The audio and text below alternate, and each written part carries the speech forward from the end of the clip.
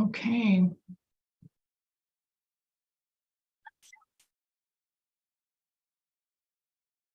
Here we are. I think I have us live.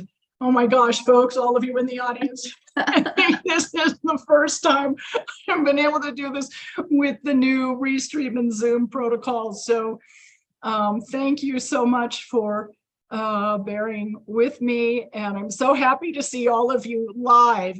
Oh my gosh. So let me get the program going because I'm really excited for you to meet my friend Monisha Rios, and we're going to talk about Puerto Rico in this episode, which is part of Latin America and the Caribbean, and that we don't talk about enough, and that actually the people who in Puerto Rico are U.S. citizens, but not full citizens. So let me introduce the program, and we can talk about all of this. So.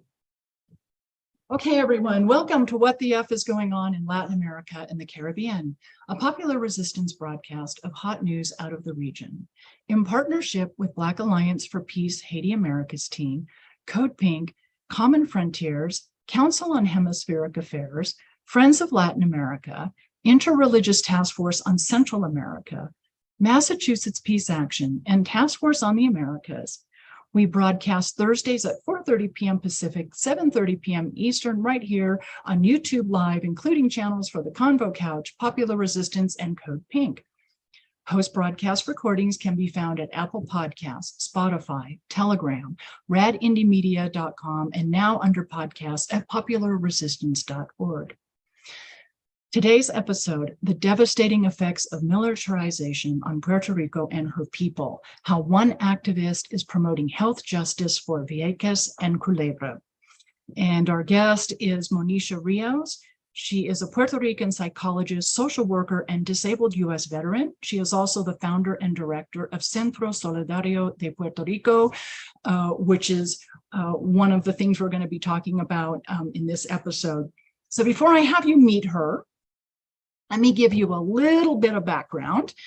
So here we are. The U.S. has been overtly and covertly intervening in Puerto Rico's internal affairs since 1898. Like the Spanish, British, Dutch, and the French, the U.S. understood the strategic value of the Puerto Rican archipelago, which would give their expanding empire a military advantage toward enforcing the Monroe Doctrine, thereby securing its established intent to dominate the Western Hemisphere. A new wave of militarization began soon after the change of colonial ownership, the implications of which would devastate the island's municipalities of Culebra and Vieques. Culebra was militarized in 1901 and expelled the U.S. Navy in 1975. Vieques was militarized in 1941 and expelled the U.S. Navy in 2003. And so in today's episode, we're going to discuss this militarization, what it took to remove the U.S. Navy from both of these parts of Puerto Rico and what has remained of the island since, and how the militarization has also affected the citizens of Puerto Rico. So welcome, Monisha. Hello, thank you, Terry, for having me back. I'm so happy. Our audience may remember Monisha from, gosh, we've had you visit us at least twice, I think.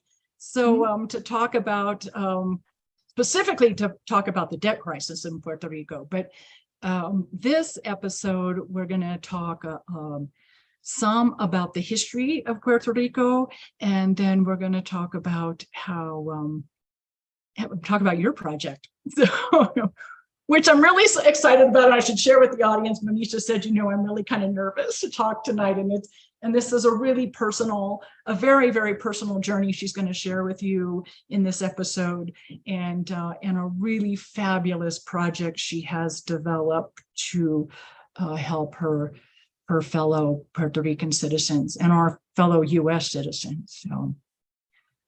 So with that, maybe we should get started. Sure. I'll follow your lead. Okay, so what what we want to share with the audience in this episode is Monisha has a beautiful PowerPoint presentation that she is using to develop her project, which she's going to tell you about, and also to share some brief history about herself and Puerto Rico. And let me just, I want to just mention that her project is, she's the founder and director of Centro Solidario de Puerto Rico. And so we're gonna do a little bit of personal history on Monisha and a little bit of history on Puerto Rico so that you understand why she developed this project, what it is, and then what you can do to help. So that'll be your activist hat tonight. When you're done talking, watching us, you can see, what you can do to help our fellow U.S. citizens of Puerto Rico. So why don't we start with your PowerPoint presentation? Sure. All right, give me just one sec. Yeah.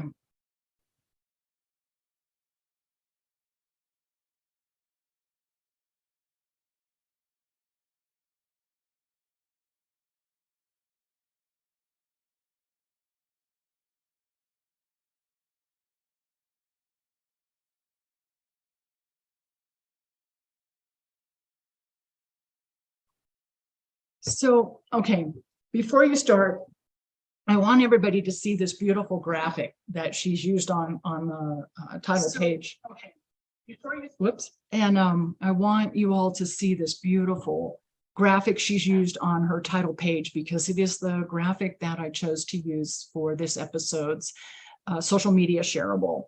And I have to say, Monisha, that we got a lot of comments the last several days that we've been promoting this episode. People, one, just thought it was really, really beautiful, the actual design of it, but also very poignant with, and very, very cynic, very tied to what you're doing. We're looking at bombs and explosives, and then this man planting, which is so perfect for the project we're going to talk about. So this piece came from an article in Orion magazine around about the food sovereignty programs that's happening in Vieques currently, particularly La Colmena Cimarrona, which is an amazing effort that I encourage everyone to contribute to. It's food sovereignty so that we have clean food, healthy food, because Puerto Rico as a whole, and especially in Vieques and Culebra, we rely on imported food. So a lot of our health related problems are a direct result of unhealthy food that is imported here. And a lot of it has to do with the militarization of the land over time, as well as the other effects of colonization, which mean that our land is not available to us to grow food to sustain ourselves. Rather, it's used for tourism, it's used for particular industries that actually don't help improve the lives of our people. And it's used also for US military activity. So that's what that image is about. And the link to the article itself should. I'll put that in the chat for Okay. everyone, the link. And it's by Indie Maverick, which I think in the program notes I shared the link to that website, but I'll put the article link as well for all of you to see. So, okay, Thanks. let's go through your presentation, because it's really, really very informative on a lot of levels. Thank you. And before I do, I just want to let everyone who's watching and listening know I'm going to have to take coughing breaks. So apologies in advance, but it's a thing. So this is about Casa Seva, which is the current iteration of our health justice project that we have at Centro Solidario. Particularly, we target Vieques and Culebra because of the historic militarization and effects of militarization on the land and lives of the people who live there. I've used this presentation, as Terry said, for different groups. This is a little bit about me. That's me as a kid. I love the with photo. My dad. Yeah, he's the It's really Viequense in great. the family. So my dad's side of the family comes from Vieques. So this is a very Oh. personal thing for me. Being someone from the Puerto Rican Viequense diaspora, I was born outside of Puerto Rico, outside of Vieques, as a result of the military violence that occurred there, the poverty that goes along with it, and the struggle. So there's just tells you a little bit more about my work, and then my relevant experience that goes with the project itself, which we'll get to. So, you know, one of the things I love that you say is that you are a rematriated Yes. Puerto Rican, rematriated versus a repatriated Yes. Puerto Rican. And I think that's significant. Yes, it is. Yeah. It is. Repatriation is kind of a return to the nation state, but rematriation is a return to the land, to Mother Earth, to, yeah, it's so much more connected than simply coming back to a political economic entity. You're coming back to the land that your ancestors walked on and suffered on and bled on. And so when did you rematriate yourself? January 2020. Okay. Yeah, I thought it was within the last 3 to 5 years. So, and what motivated you to do that? Oh, well, growing up, I always wanted to be here. Yeah. I always wanted to know my other relatives and our culture. Because of the conditions in the US, a lot of diaspora, you know, not just from Puerto Rico, but other nations, particularly Spanish speaking, there's a tendency for some families to not teach the culture, to not teach the language. It's a way of self-preservation through assimilation.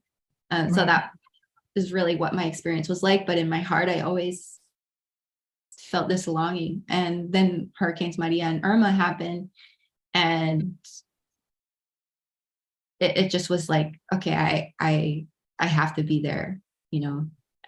I went for the first time in the summer of 2019, met family that I hadn't seen since I was a baby, some that I had no recollection of meeting. And many of them and many of the community leaders and organizers said, you know, we need your generation to come home. There's work to do. La lucha continua, it's not over. Okay. So if you have some work you can do, come do it. So that's why I was like, okay, mission accepted. Yeah. So let's go through a little bit of the history of Puerto Rico, and then let's talk about the work that you're doing. Yeah. So this, folks have heard you say, so it's true. Oftentimes people don't think of Puerto Rico as a separate country because we are colonized by the US and we are considered partial US citizens. But the truth is that the US has treated Puerto Rico in the same way that it treats the other countries in our region through various methods of interventionism.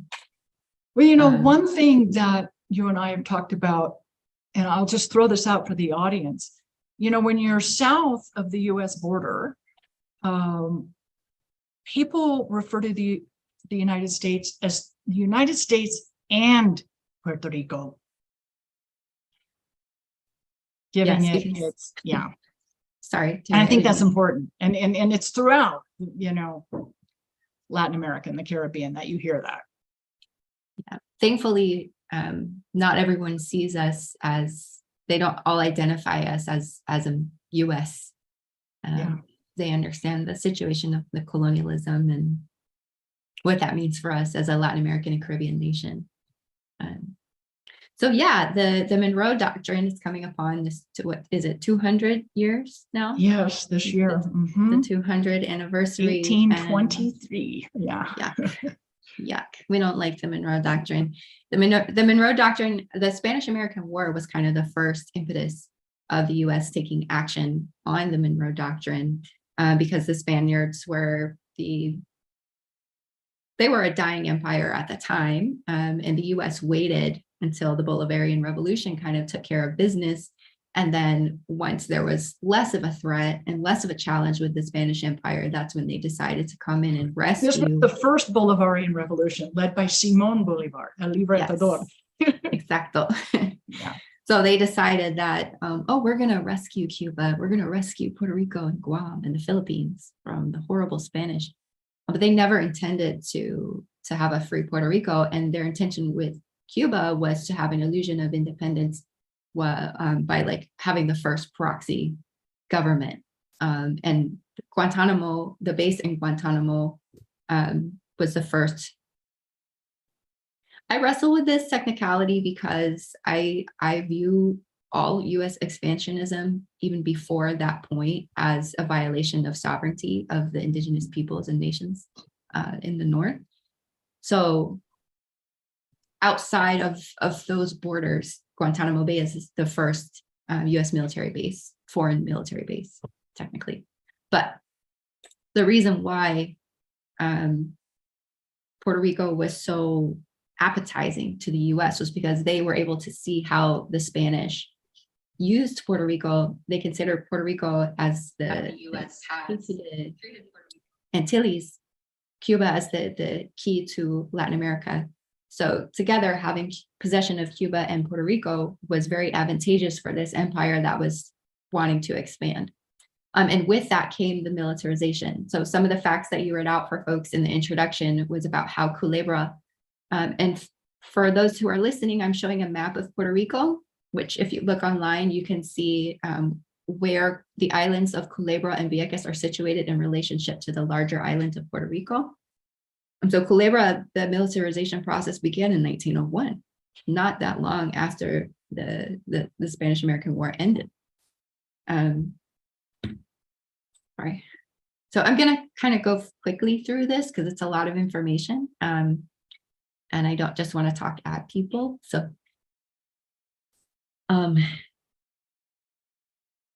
but the idea, some of the ideas that they had about how to handle the people who already were living in Culebra, which includes, yes, we have the Spanish colonizer blood. We also have our indigenous ancestors. We have our African. Puerto Rico is part of the African diaspora as well due to the transatlantic slave trade, which began here in the Caribbean because of the Spanish. So a lot of the people who live in these islands are not necessarily in the classes of like the white Spaniard and don't benefit from the the same things. They don't benefit in the same way in society. So as the US was looking at how they wanted to use Culebra, they were looking at communities that in the US would be considered Black and brown, and wanting to just expel them, completely remove and completely displace the entire town, I guess, of Culebra and strictly militarize it. But that got pushed back. Pardon me. So, and they tried this a couple of times. And the most recent was 1970. And it really, even though Vieques was being militarized not long after, sorry, jumped ahead. So the citizens of Culebra were already experiencing bombings. They were already experiencing the contamination and a lot of the things that eventually came to Vieques. But so they were the first to resist successfully through popular resistance and peaceful resistance, and they expelled the Navy in 1975. So these are some photos from those early days of the militarization. And in the lower left, you can see just lines and lines of sailors coming into the town, which, of course, when you have, and I say this unfortunately from experience as a veteran, when you have large groups of military personnel, you have large incidents of sexual violence, other kinds of violence that go on in the communities that they are occupying. So the same is true for Culebra and Vieques. Yes. Vieques, the militarization began in, excuse me, 1941.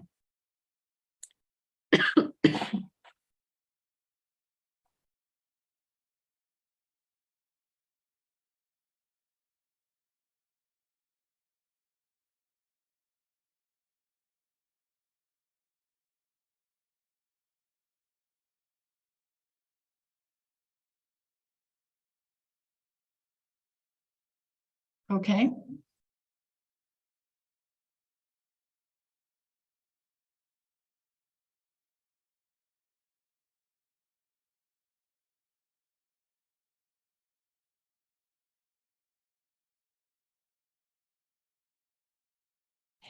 Thank you for your patience. Yeah, sure. So the land theft started in 1941, and that was before Pearl Harbor. And you will hear a lot of people try to justify why this occurred because of World War II. Excuse me once again.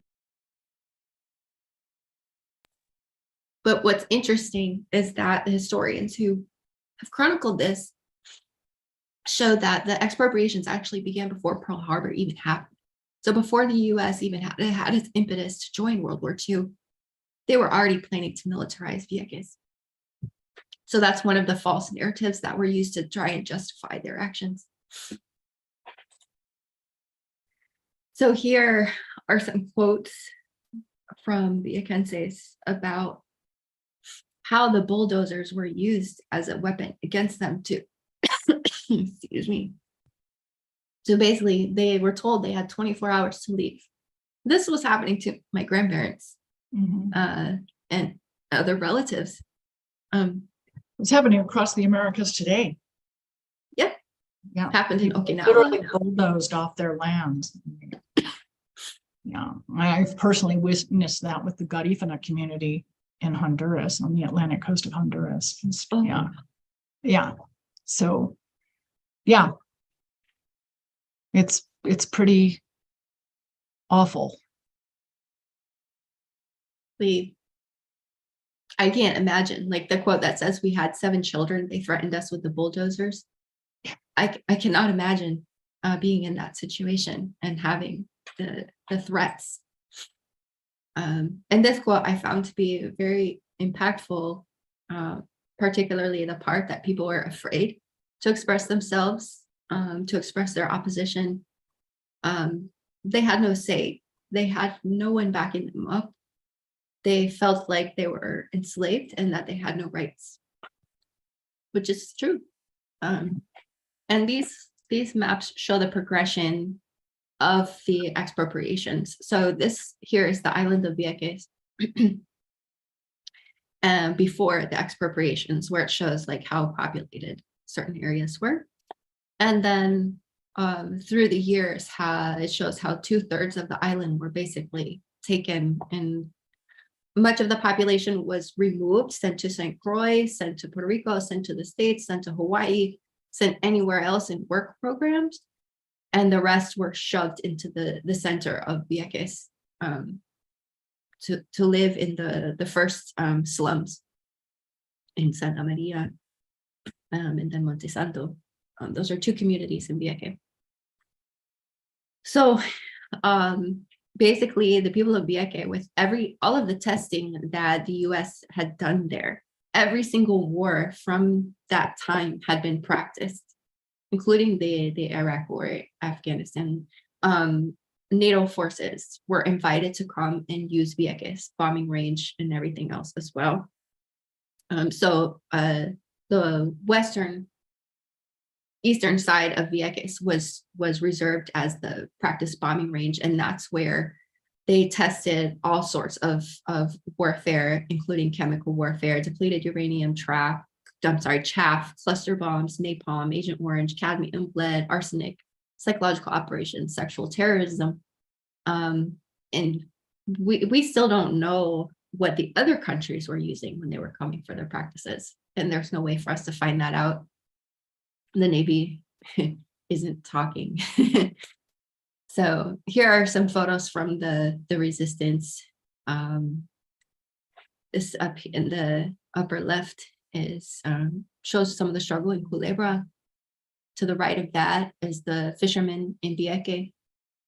And just beneath that is other shots of the fishermen in Vieques going at it with Navy boats, police boats. And then in the lower right is some success, some celebration. That's a leftover tank that's still there on the beach, rotting away. So that's them occupying the area. So even though in both of these two islands, the war games stopped, the bombing stopped, the fight for justice has not stopped, because you still have contamination, you still have occupied land, because the lands that were taken back from the Navy were given to the U.S. Fish and Wildlife to manage. And the Navy still has to clean up all of it, including in the water. And that's going to take forever, if it ever gets done.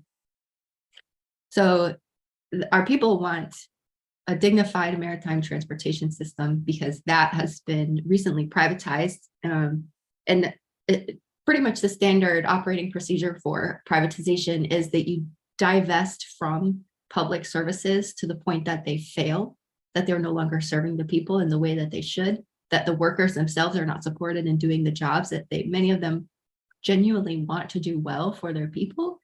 And so you create discontent among the people, which then you offer privatization as a solution. So that's what happened with the maritime transportation that brings people from Vieques and Culebra to the big islands of Puerto Rico for shopping, for access to healthcare, and so on.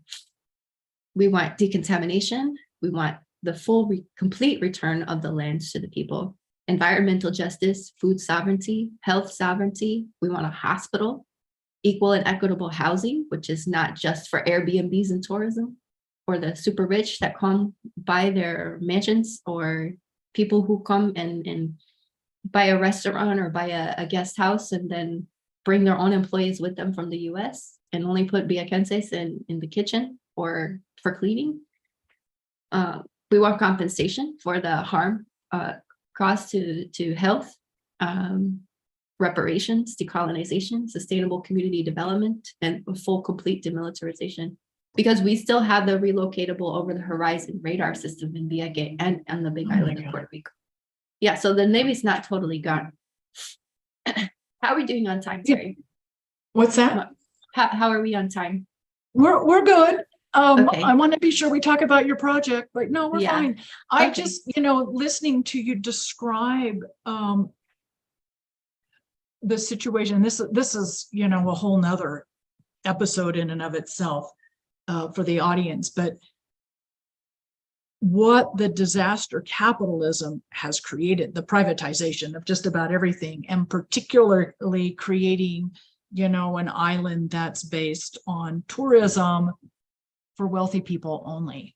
And that's a model being used across the hemisphere and across the world. And that, like I said, that's a whole nother, conversation, but I think it's important to point that out, the whole disaster capitalism aspect of Puerto Rico, not just the military occupation and what's left behind, but the hurricanes as well. Yeah, and I think looking at Vieques as a case example of how this works everywhere else that the US has militarized as well, like the problems we're facing here are no different than the problems that they're facing in Okinawa, in Vietnam, and, go down the list, Jeju Islands, everywhere, Marshall Islands, Hawaii. So it is a shared struggle, truly. So in these photos, this shows the ongoing contamination that occurs during open detonation. So over to the left, you can see big clouds of smoke that are explosions from an open detonation of old ordnance. So they're still releasing the same toxins, the same chemicals, the same compounds of warfare into the air and environment during the cleanup process. And the same matriarchs that led a large portion of the struggle continue to lead a large portion of the struggle for a proper cleanup through enclosed detonation chambers. And they succeeded, and now the Navy has, I believe, 2. But the issue is, and you can see in some of the other photos, that the ordnance itself, if it's not stable enough to move into an enclosed detonation chamber, sometimes it's just too big. So the only option is an open detonation, either in the air or in the water, which continues the contamination, which continues the risks to the health. So this is, still, it's not over. Just because the bombing ends, it's almost like it's the just rest of it. beginning. Yeah. Yeah. Yeah. So when you go now to the area that has been taken back, there are signs all over, because there's some of this is publicly accessible now. It's turned into beaches, which is great for tourism. It's a refuge, a wildlife refuge. Excuse me. But you have to look out for unexploded ordnance. So it's not exactly safe all the time. And they have areas where you're still not allowed to go into because it's definitely not safe. And every now and then they'll close the beaches in order to go through again and do another round of cleanup. And what's really interesting, Terry, is that recently the Navy was going to close once again the beaches that they had reopened, like they do every now and then. But the predominantly US owned tourism businesses in Vieques raised HE double hockey sticks and said, this is going to hurt our business. Don't close the beaches. So even though the exposure is there. Yeah. Yeah. So man. Instead of advocating for cleanup and, taking a hit like everybody else does, they said, no, don't close the beaches because it will hurt our business. This is peak season. So, and these photos are some of the resistance, some of the protests, some of the demands for change that the community has done.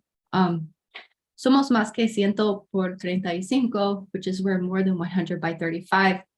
That is a collective of people from both Culebra and Vieques that demand a better maritime transportation service.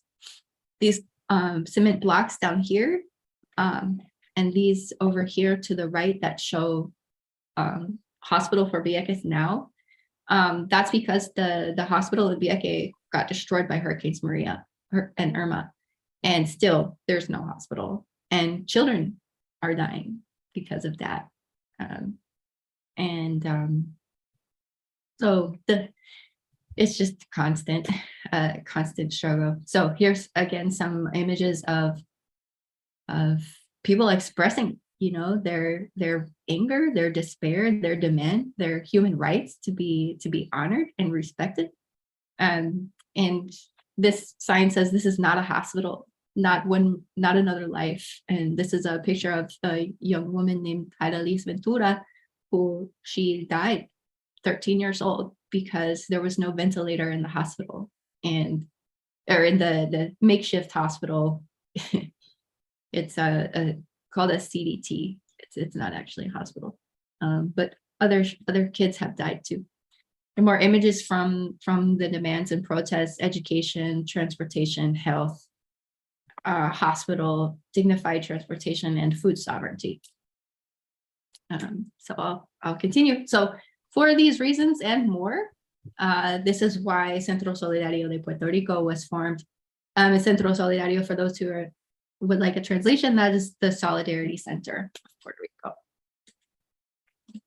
So I just want to share with the audience that this is a vision that you have had for a long time. And I know on prior episodes that you have joined us, you've mentioned this vision and this house you bought. And so for me personally, and for the audience that's been with us for a while now, you all remember this story. And so it's really just beautiful to watch this, idea come to fruition, and hopefully we can help move it along even forward, those of us watching tonight. Thank you. I appreciate that. We need all the help we can get. So I'll skip ahead a little bit because eventually this will all be put onto a website for people. So it's just about our purpose, vision, and mission.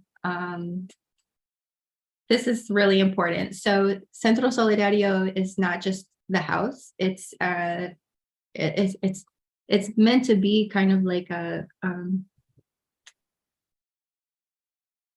it's like an organism. I guess I'll just read that. Centro Solidario de Puerto Rico functions as a living organism rather than an organization. It's like an ecosystem. And the local solidarity project is the house. The Casa Seva. And the house is for what? The house is this. So I'll go ahead and read this out for the folks who are listening and not viewing. Casa Seva is Centro Solidario's pilot project. It's a 2-story house near the ferry port on the Big Island, located in Ceiba, Puerto Rico. When fully renovated and equipped, it will function as a medical solidarity hospitality house. Stays and transportation are provided at no cost to patients and caregivers. Animals in need of veterinary care are also welcome. The initiative is made possible by the Land Trust and International Network. So the 3 parts of Centro Solidario consist of local, national, and international solidarity efforts. The local is this medical solidarity house. And the reason why is because without a hospital in Vieques, without, in Culebra, they have a better little treatment center, but they still have a lot of unmet needs. So folks have to travel on the ferry here to the Big Island for everything, including to give birth, including cancer treatment and everything. And when they get here, they have to figure out, where am I going to stay? Mhm. How am I going to get to where I need to go? How long do I need to be here? Can I afford any of this? And oftentimes, no one can.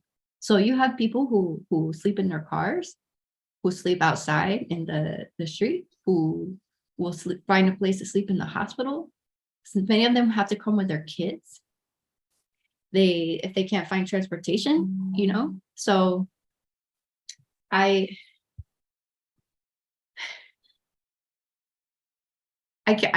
couldn't see this happening, you know.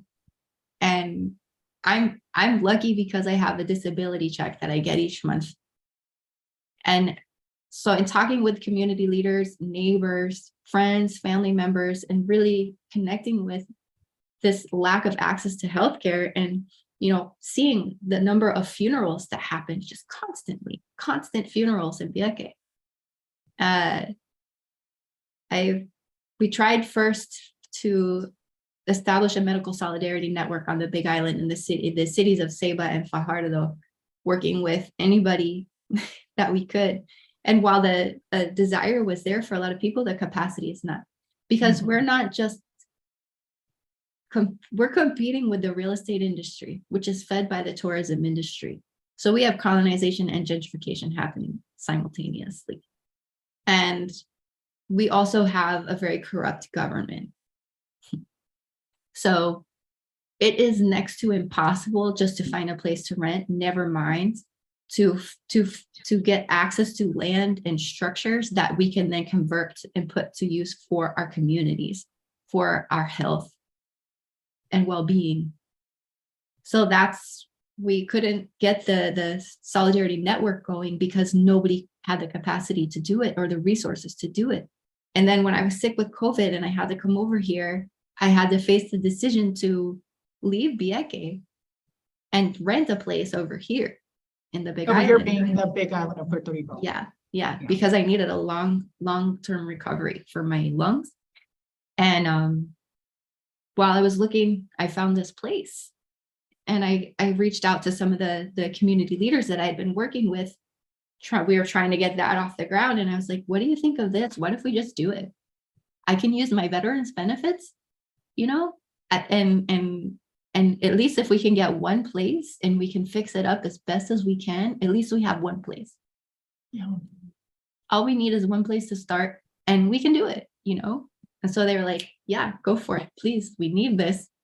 And even before, like, this place is not ready, but right away, they were connecting me with people who needed the place to stay, who needed transportation, who needed food deliveries, who needed whatever. I was getting calls in the middle of the night, like, Monisha, can you go run and check on this relative because the hospital is not telling them what's going on and their family's worried in Vieques. Can you just run?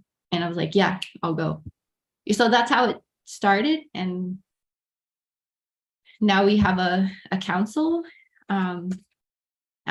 We have fiscal sponsorship with Alliance for Global Justice. And we're really focused on building our capacity to continue. And this is a picture of the house and the van. Both the house and the van are in my name. And I would prefer that not to be, because this is for the community.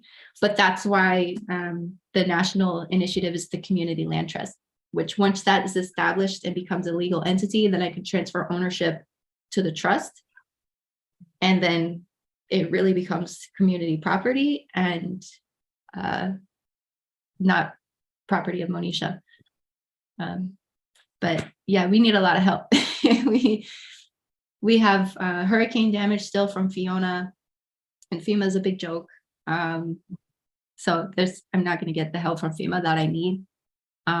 There's also the problem of the electricity, like we talked about on previous episodes. So we really need solar. We need the roof repaired. We need a lot of work on the house. And I've been self-funding pretty much most of it, with occasional like major donors who like help with the down payment on the vehicle, help with paint, help with some tools.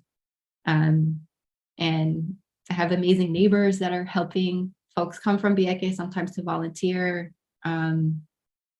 Folks from the Veterans Anti-War Movement have come to volunteer, but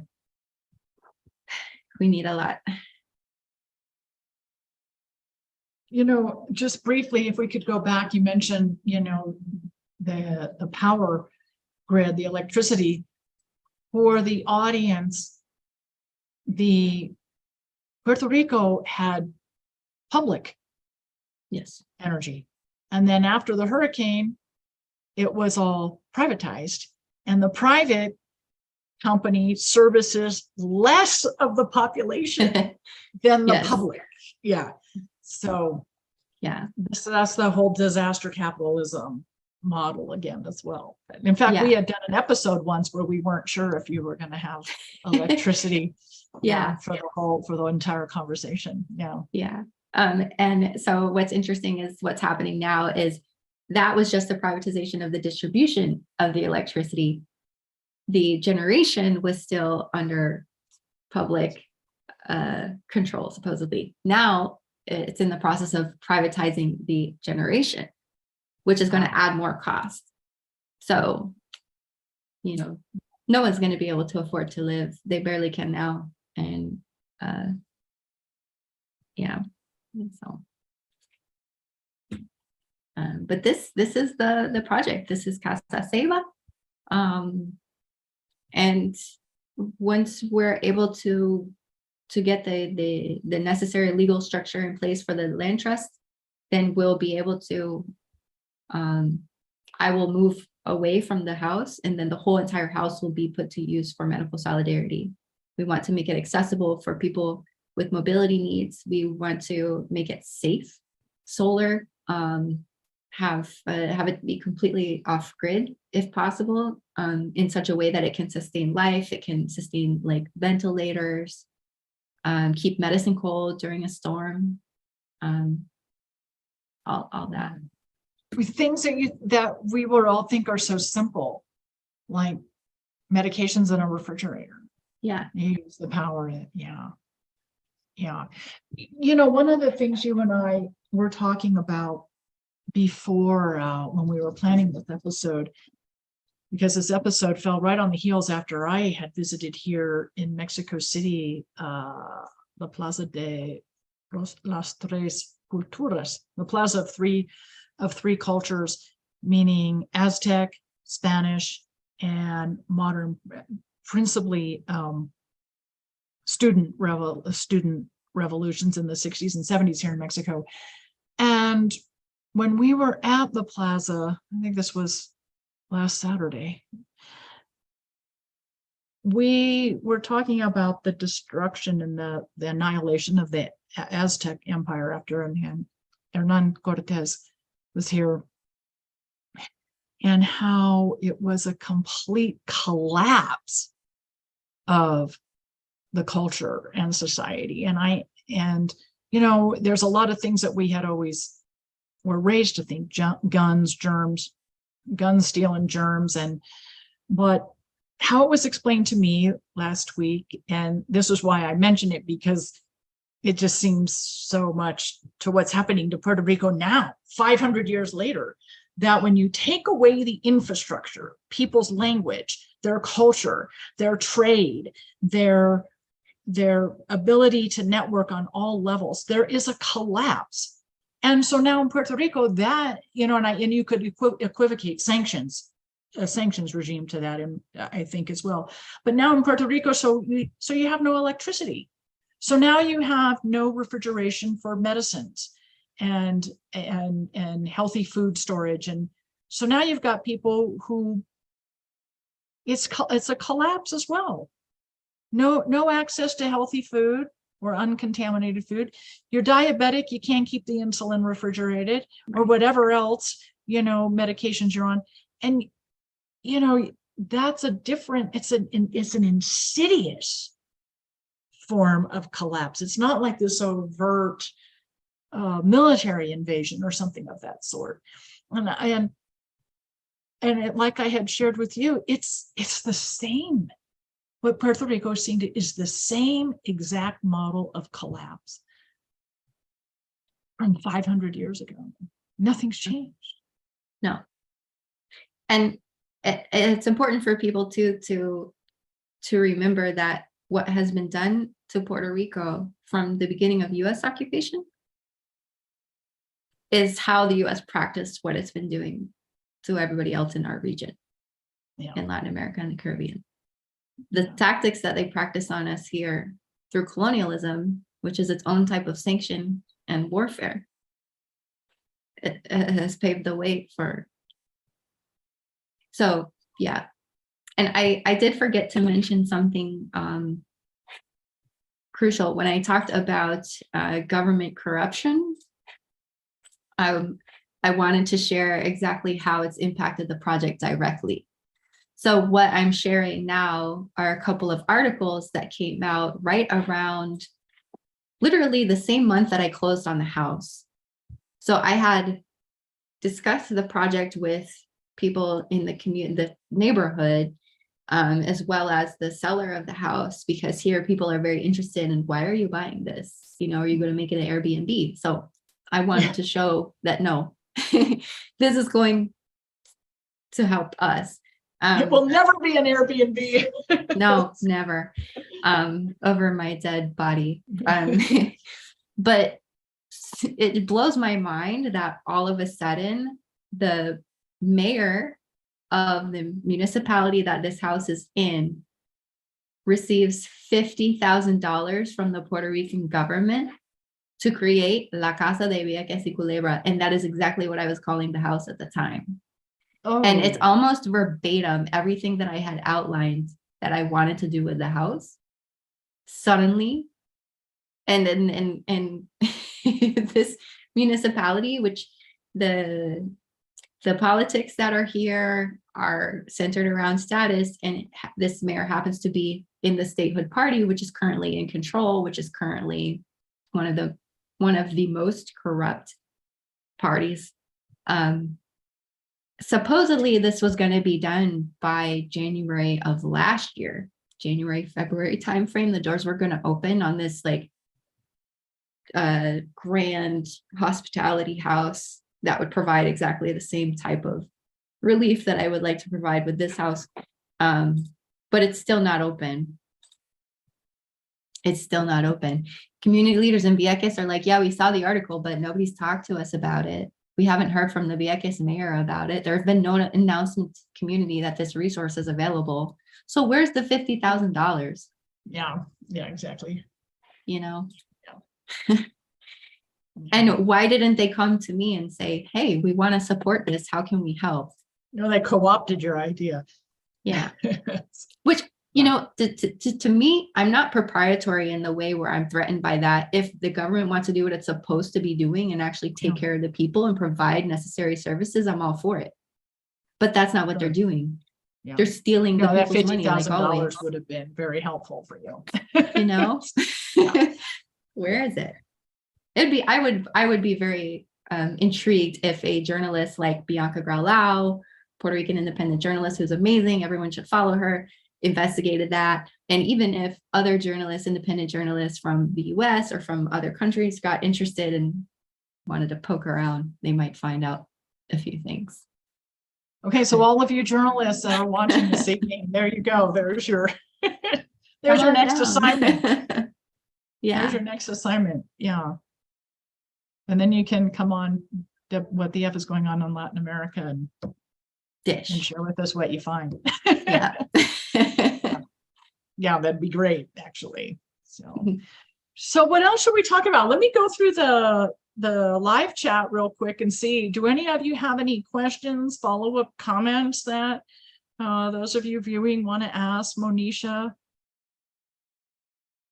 before let me just see what we have here.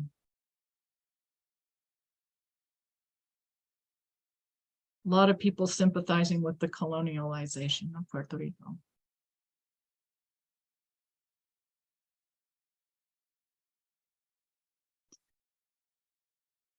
Hawaii's going through the same thing. You and I talked about that offline. That there's a. Let me check one of the other. So why don't we share with the audience again where they can make a donation? Yeah, so now that we have the fiscal sponsorship, that whole donation process is changing. So what I would like to offer folks is for the ease of our transition toward the proper channels of donating, because I had been just receiving the funds myself, is instead if they're willing to reach out to me by email or send me a message on WhatsApp that they want to, and then I can connect them to the proper channels through our fiscal sponsor for that. I will say that, yeah. Oh, sorry, Terry. No, go ahead. Our goal is big. We would like to pay off the house. We would like to pay off the van. We would like to have money to continue the renovation, to get solar, we have to do a lot of work on the house to make it safe for people with mobility needs. So we also want to be able to provide stipends for volunteers, people who are driving for transportation, because we don't want to be exploitative toward volunteer labor. We want to make sure, especially knowing the conditions that we have here, people should not be working for free. So, we want to be able to not just lean on our community, but support our community as well as they're supporting our needs. So 300,000 is the big grand goal, which would allow us to do all of that and then give us some left over to, for example, if the house is full and we receive calls, because we receive a lot of calls still and I can't say yes to people at the moment, then we can try to put them up in a hotel. We can pay for their transportation if we can't provide it directly, so we would like to have some padding in the budget to be able to meet additional needs, as well as to move the project forward in other areas, not accumulate it, but acquire potentially another property or another van, So, and can you share with the audience your email address? Yes, it is Monisha, that's MONISHA at centrospr.org, CENTROSPR.org. Monisha at centrospr.org. And I'll include all of this in the program notes as well for everyone. Thanks. So, yeah. So what else? What is there anything that we missed this evening? Anything in closing that you want to share with the audience? It's such a valiant project. I don't even know, that's not even the right word to use, but I mean, it's just, like you said, come, you're young, like the Puerto Ricans told you, you're young, you've got an idea, come, if there's anything you can do, come. And so here you are.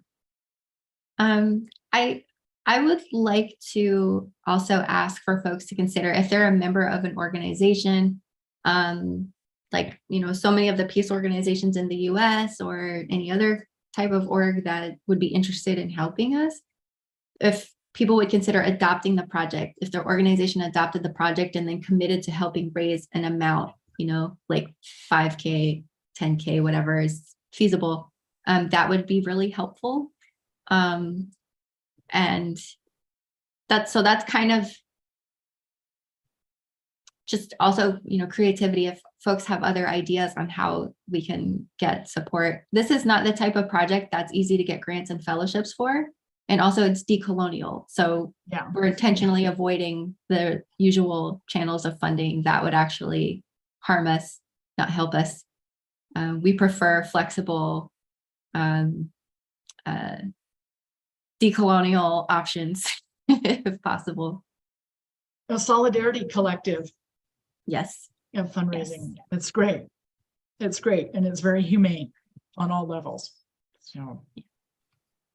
So and we also are not going to do the trauma porn, like we're not going to be plastering people's faces all over the internet to show like, look how great we are. We're helping people. No, we respect our community's privacy. And for people who want to see the evidence of how their money is being used, we will do that in a respectful way, but definitely that will be something that they can feel confident and comfortable that, we'll show our work.